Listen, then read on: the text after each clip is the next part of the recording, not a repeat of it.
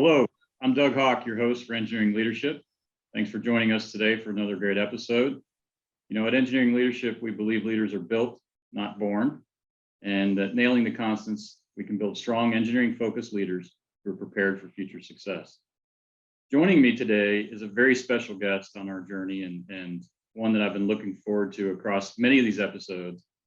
Anand Gramopadhye, Dean of College of Engineering, Computing, and Applied Science at Clemson University. It's Clemson University's largest college. Anand oversees 12 academic departments, 300 plus faculty members, 250 staff, and enrollment of over 7,200 students. His leadership role includes many areas of success, but none more impressive to me than his committed focus to develop high quality, diverse, and inclusive talent pools supporting the pressing engineering and computing needs of the upstate and beyond. In the last 4 years under his stewardship, the college has increased the number of female graduates by 48% and underrepresented minority graduates by 68%.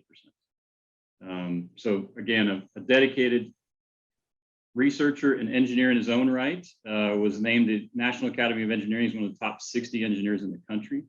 And obviously a very important leader. And to engineering leadership, what I consider just a founding partner in our efforts at what we're doing here. Anand, your encouragement and insights and discussions over the years as we've tried to craft these materials and pull this program together have been, you know, essential and foundational to our efforts. So can't say enough about having you join us today. So thank you for your time and for spending a little time with us. Thank you, Doug, and thank you for shepherding this effort. This will become a valuable resource, not just for our students and faculty, but for the broader engineering community. And let it be known, sometimes we don't realize the value of the work we are doing at that period in time. And people will go back probably after a few years down the line and go back and look at the series of episodes that you are pulling together, the diversity of people, ideas and thoughts that you have brought into this conversation. And we will be extremely thankful for your leadership and putting this series together. As you and I have talked about it, this series is not static. It will keep on growing. You will add new ways of doing things just because leadership is all about continuous improvement. We tend to learn from our past mistakes and learn from our mentors and peers. So once again, I'm grateful to have you leading this effort. Oh, thank you. Thank you. Happy to do it. You know, getting back to kind of our premise of the mindset, right, of just that leadership is not this, it's not this mythical topic. It's not something folks are just born into, that, you know, we can all be great leaders with enough hard work and discipline and approach to, you know, taking that engineering approach to breaking down a complex topic. You know, how does that mindset and this kind of framework fit with your approach to education, developing young, aspiring, you know, technically minded folks into what we hope are very successful engineers? And Doug, you raise a very important point. We in education field always have prepared, whether it's engineers or computer scientists, with the skill set to take up the next jobs. And often the whole idea of being a leader, taking charge, or putting your hand up and saying, I can do it, is not something we talk about in the classroom. But we try to foster that by having projects, but students working in teams. It's not deliberate sometimes, it needs to be. Faculty members talk about it. The faculty members carve out roles for students. But I think having a series like this is very important. And having students think themselves not just as engineers, but think themselves as leaders, entrepreneurs, innovators, is what I call a mindset change. Because when they leave the shores of Clemson University and take up their first job and get ready to go to work, somewhere there, when they start that first job, they are always on an interview. even from the day one.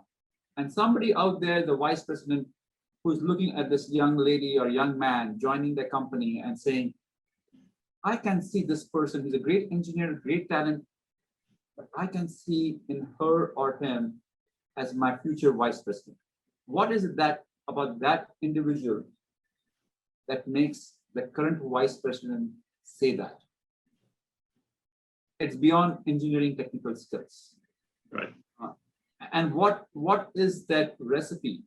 What is that playbook that this individual joining that company is working off? Can we decipher that and share that playbook with every single student who is graduating? And if we do that really well, then we will prepare our students not just to become great engineers, but to be great leaders. Good points. I mean, I guess I would say where do you think this kind of material and exposure fits? I mean, there's one of the things about engineering curriculums is that they are intense, right? There's a lot of coursework. There's a lot of, I mean, obviously we narrow down into a particular discipline along the way, but the foundation's pretty broad. Where do you think it's best, or is there a better time earlier versus later, or or do you see it as a continuum throughout the curriculum that we can work in leadership topics?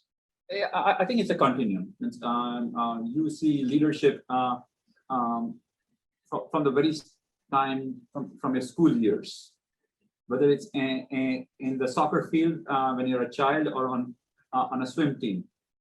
There is always this young woman or young man organizing the group, getting everyone ready, whether you're on a speech and debate team.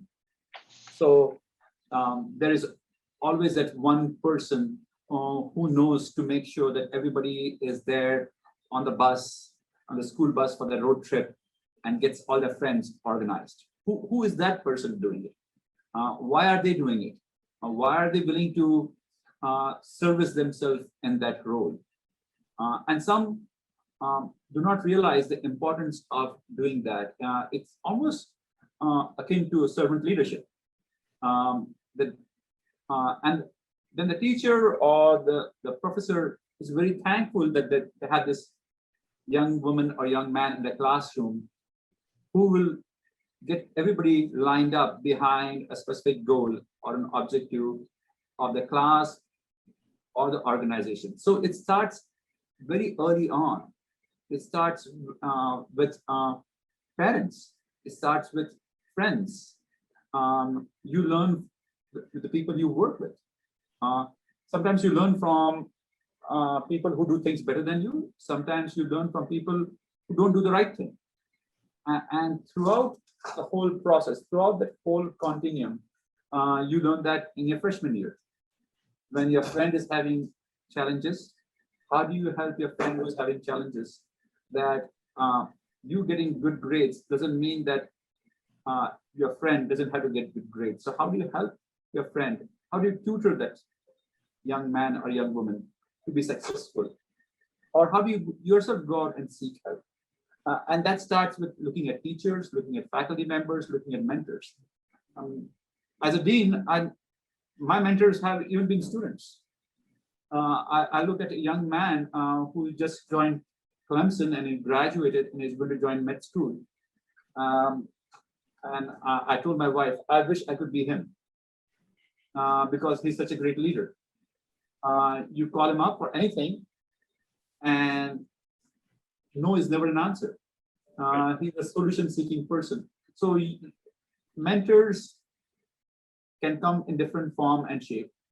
They don't necessarily have to be older than you. They can be younger than you. And it's our willingness to accept advice and seek and surround ourselves with the best people. That's what I would say. Great points there. I think, as we've done this series and we have almost, we've done 16 hours of interviews and discussions now with some tremendous leaders from across nearly all, a broad range of engineering disciplines, a broad range of companies and businesses and communities and backgrounds. Every one of, and universally, every single person we've talked to has said, you know, I walked off campus with all the technical skills I needed to succeed. Like I felt well-grounded, well-prepared, but we never talked about these topics. What do you, but many of us, I mean, I've been out for 25 years now, so I'm, you know, things have obviously changed. What's Clemson doing different now? I mean, obviously this is part of a broader effort, I think, that the whole university is focused on, but you particularly with engineering and sciences, how have things changed? How are we getting these materials and topics in front of students throughout the curriculum today? And what do you see changing, you know, going forward as we continue to work on it? And so if you really believe in it, then you will have programming to support it. If you believe in leadership, then you need to have a cultivated program. And it starts from the top. It starts with our president. Jim Clemens has the President's Leadership Institute, okay, which cultivates the next generation of academic leaders, not just for Clemson, but beyond Clemson. Right. That translates to the Dean's office. And so what do? We have a program called Lead Forward out of the college, which prepares students and exposes them to different styles of leadership, exposes them to different audiences, exposes them to that leadership is not just reading a book. Leadership is how you conduct yourself. Leadership is how do you drive an organization? How do you make meaningful change? How do you have an impact on people? How much are you willing to listen to people and accept diversity of ideas, thoughts, and people to create a robust, inclusive environment? So we have tried to do that through the Lead Forward program. We have a program called the Grand Challenges Scholars Program, where every student who comes into Clemson does not just get engineering or computing, but it gets a cross-disciplinary experience first. Is involved in a research project and leads a research project. Gets involved in entrepreneurship activities. Gets involved in global engagement activities because the world is a small place now. Okay.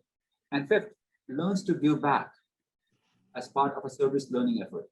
And the idea is a good leader has this holistic perspective on what they are. They are not only a good engineer. Engineering prepares you very well because it allows you to start thinking very analytically. And that combined with great communication, great listening, and great leadership skills can catapult you into any organization at the very top. And that's why you will see, and look at Wall Street Journal, you have more engineers as CEOs and in senior leadership of companies. Because if you can combine the leadership playbook along with strong analytical background, that's a winning recipe. You bring up an interesting thought that we've talked about with several of our interviews, which is, we think part of this mission is that in today's world of, where technology and underpins not just technology businesses, but every business in fundamental ways. It always has played a role, but it seems to be a much more central role. I mean, one of the questions we're talking about as executives is, you wouldn't form. You look in any company, and every leadership team has an accountant. Typically, they've got a general counsel or an attorney, right? They've got, marketing and sales leadership. They've got, but how many well-rounded sort of complete leadership teams have that technical understanding and analytical thinking, right, as present? And it just, I think one of the things that we're talking about in executive circles around the country is, where's your engineer? Which is part of the question we want people to ask of, is there do you have a technically minded analytical thinker on your leadership team to help round it out, just like you would as you're looking around the room and say, wait, we don't have a marketing or salesperson engaged. What are we doing? Yeah. So and it's interesting you mentioned the team, right?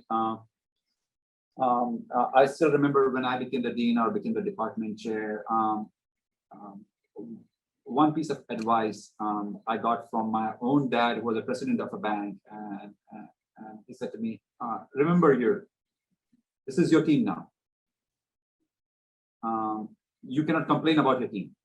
You have to make sure that each one of them is the best version of themselves. Right.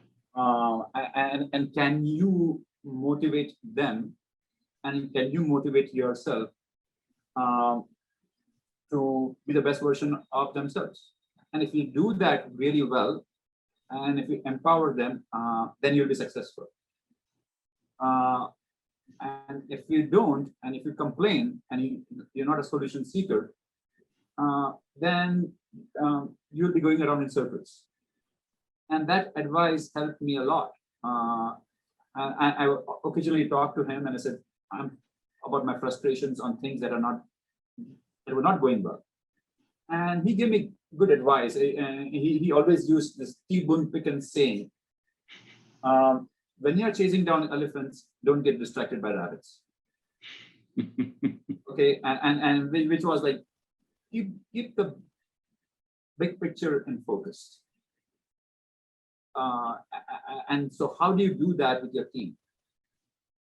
How do you keep, because you can easily get mired down in day-to-day issues which do not move the agenda of the people or the institution forward. And so how do you always go back and say, okay, how do I change that? And so your team has to do that.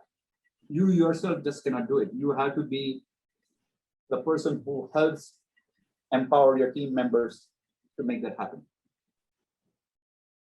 No doubt.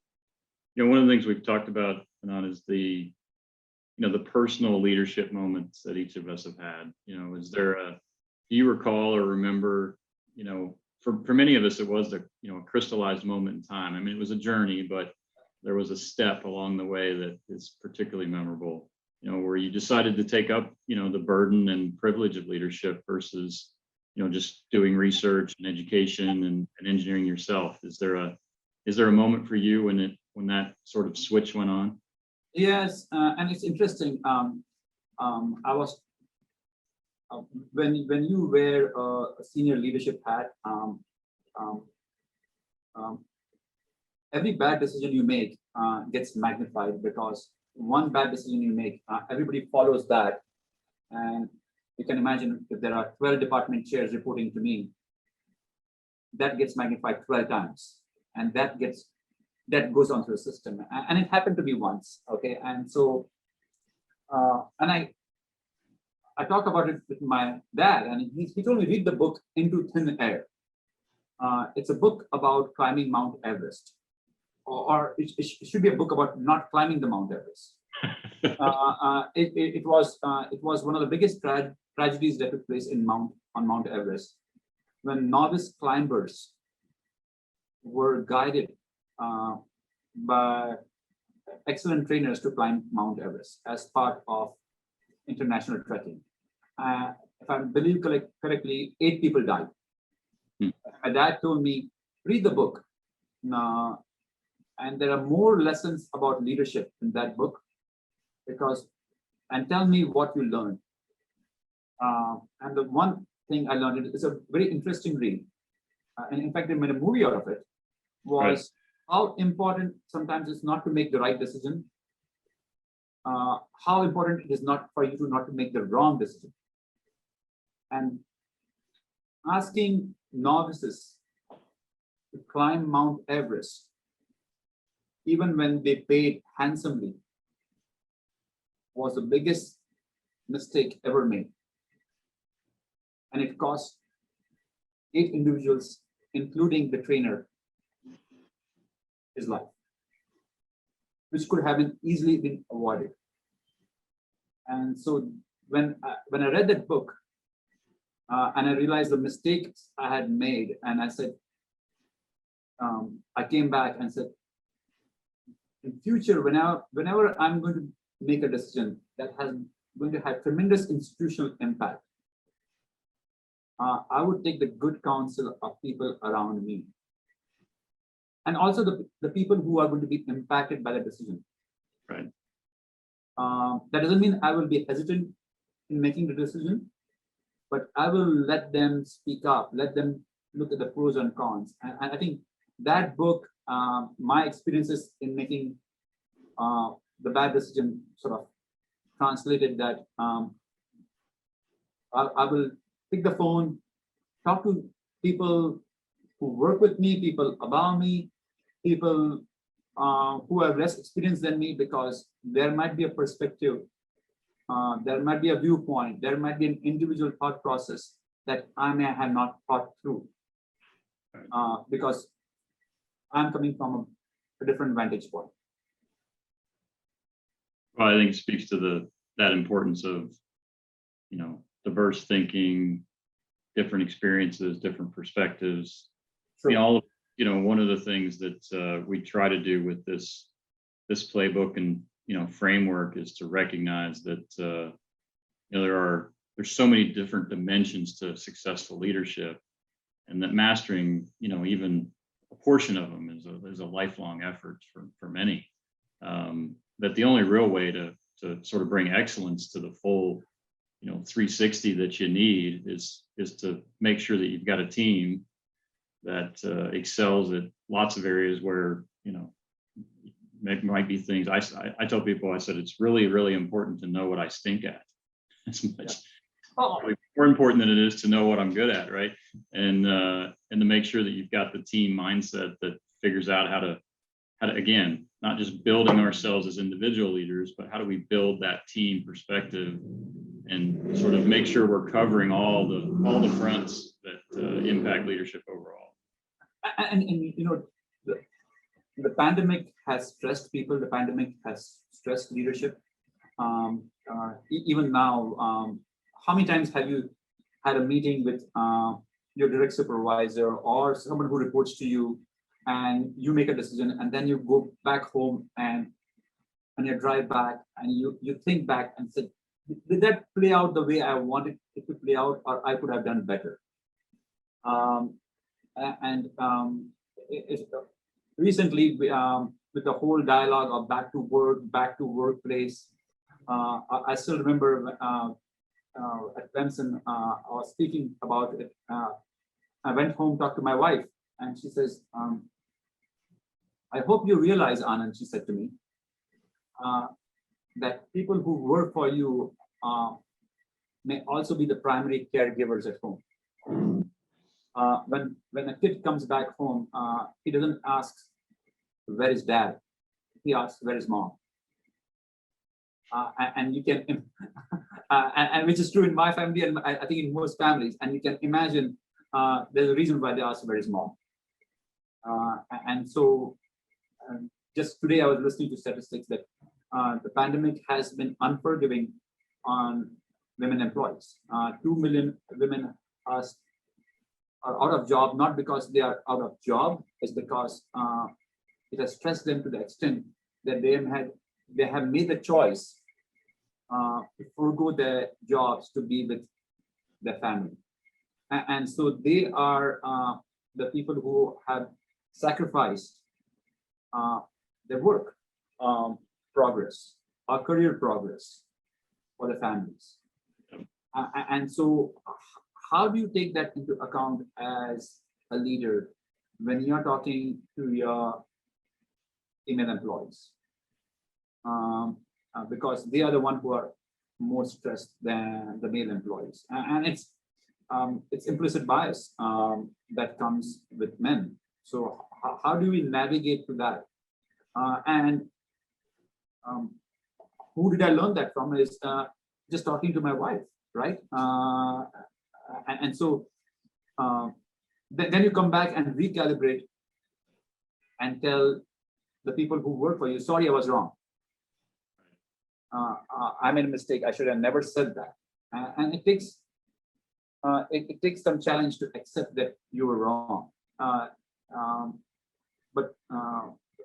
But you have to learn from your own mistakes and sometimes learn from what others tell you. So I think when people do that, people who work with you, who report to you, admire that much more. than being entrenched in your decisions. Yeah. Well, it's the old adage, you don't learn a lot by winning. Yep. You learn so much more from your losses, because winning just reinforces your beliefs that you already had and your knowledge that you already possessed. And but in making mistakes, or as you say, those, especially ones that impact a broad group of folks that you're working with or working for you or across institutions and organizations, that's what I call expensive tuition. So it'd be a shame to waste it and not learn from it and take it to. Absolutely. And so when a young engineer or a young computer scientist graduates from Clemson, I always tell them, now you've got your first job, and you're going to be on an interview. Not only you want to be a great engineer, but you want to be the brand ambassador for the company. And how do you conduct yourself that somebody looks at you and says, wow, that person is not just a fantastic engineer, but just a fantastic individual. And people, and I told them that once you are a good engineer, you have the technical skills, you'll be surprised how much people hire based on your likability index than your technical skills, because everybody is looking at it. They interview you to see how will you fit in this team? What will be your demeanor? Will you be disruptive? Will you be collaborative? Would you be able to lead? Okay, because at some level, everybody has a base level of technical skill set. So have you developed that, and can we develop that in our students as they grow through their careers? I wish I had that high likability index. Would have helped me a lot more now and later in life. Well, as one of our primary goals at Engineering Leadership is to make it easier, for those leading companies or communities, to engage, give back, give young engineers the benefit of, everything we've learned and all the mistakes we've made and sort of lessons that have been delivered to us as we've learned those over the years. What would you say to those that, would like to help, would like to give back, maybe feel like they don't have the time, don't have access to the right channels? What are some of the ways you see to participate and engage and start earlier? Again, I think on this, part of our thinking is, can we get folks to do that earlier in their career and while they're still learning and perhaps even at the earlier stages of leadership versus, perhaps later when they think they'll have, quote, more time? Any recommended courses of action, engagement, ideas? One of the ways we can inculcate that behavior of giving back is having students tutor, helping students who need help most. And it's peer-to-peer mentoring. Okay, it's planning. And I think you have to talk to a successful tutor or tutors to see how good they feel about themselves when they tutor someone who was not successful and did well in that exam and were able to pass that course. In a way, they are giving back their time, but also they gain a lot themselves. And people don't realize that when you do that, it improves your self-esteem and self-worth sort of in your own eyes, right? But you had done what I call as greater good. And we need more people to do the greater good. And once you catch that bug, it's catching that bug. Once you get it, then you tend to do that not just in the engineering classroom. You go out and do that in your company. You go out and do it in your civil settings. It's how do we get people excited and so that they catch the bug of giving back their time. And once the person gives back the time, then they start thinking smarter and say, okay, now I'm earning money, I can give back my money and buy somebody else's time. Okay, and so then it becomes a self-fulfilling prophecy where the really good ones are giving both the money as well as time. And so it starts at the very beginning, where people start mentoring each other, developing relationships, uplifting others, as simple as helping in a study hall, working with a student, do better in the classroom. And we can do that as part of, and we have tried to do that as part of an active mentoring process right in a freshman year. We've got something called the UTAs, undergraduate teaching assistants. These are undergraduates who serve as teaching assistants in the general engineering program. And there's a cadre of people who do that. At the university level, there's something called the Clemson ambassadors. These are the folks who will give tours to parents, come rain or shine. They will be out there in the Clemson gear, doing the same tour, but they are so proud of sharing why they came to Clemson, what got them to Clemson, and why it's the best place for the parents to send their child to Clemson. So it just, in terms of the compensation they get, is minimal at best. But why they're doing it is because they want to give back to the institution that got them excited about being over here in the first place. Right. No, great ideas. And I do think that mentoring is certainly a core principle of engineering leadership. And I think, one of the things that we are doing with all the interviews and contributions we're getting from the contributors and all these engineering leaders that have taken the time to talk to us is, committing to them that, providing a good channel for that feedback to get delivered. I do think that we'll continue to hopefully develop, as we all get back on campus and physical interactions, that we can, get more of these folks together live and engage with the students in many different forums, and trying to make that as easy and sort of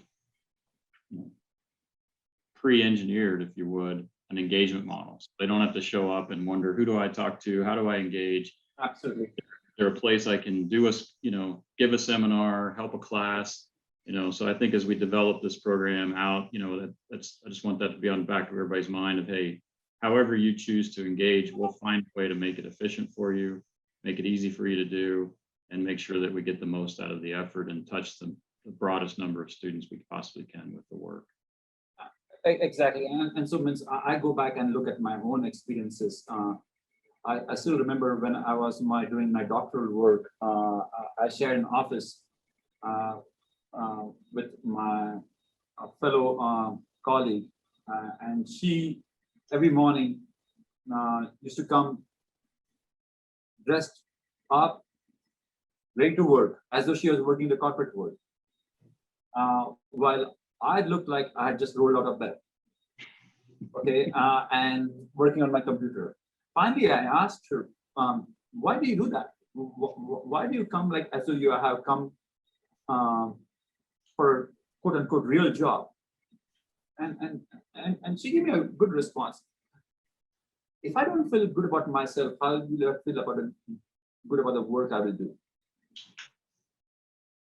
I looked at it. I said, I just cannot do it.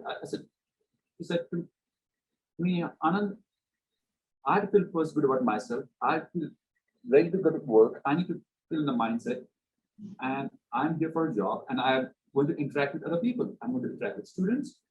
I'm a research assistant as well as teaching assistant. I had to dress the part, I had to act the part, and I had to execute the part.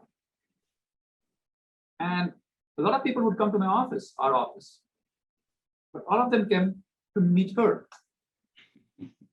And then I said, probably they don't want to meet me because I just roll out of bed. And guess what? One fine morning, I changed it. I said, no, I'm just going to mimic Kara. I'm going to do exactly what she's doing. Unknowingly, she became my mentor. Okay. And I said, and she looked at me, what's up with you?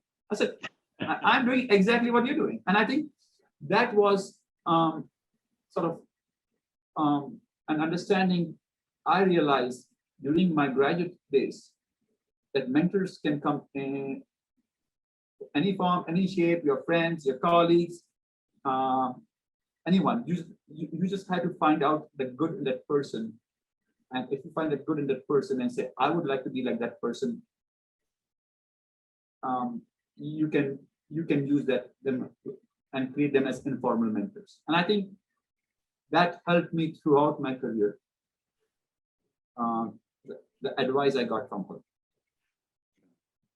Well, I think it's a good lesson that, you know, everybody we encounter has something to teach us, right? Yes. If we're willing to learn. Well, you know, I know we're running up on time, but I want to thank you so much for your participation, sponsorship, support, encouragement, ideas that have been so important to bringing together the folks that we've been able to help participate with us in engineering leadership. It's a tremendous group of people that have been tremendously generous in their time, and I know they're excited about your vision for how to, you know, continue to develop leadership as a teachable, learnable, you know, engineering approach to leadership that everybody can engage with. And I think you know, as we continue to work on that, we hope you'll join us over the months and years to come as we continue to build on the program. And again, can't thank you enough for helping us out to get started with such a good group of people. And Doug, let me thank you and Athena for what you all have done, casting this vision and interviewing some of the true leaders coming out of Clemson University. I think let me be thankful for what they have done, sparing the time to talk to you.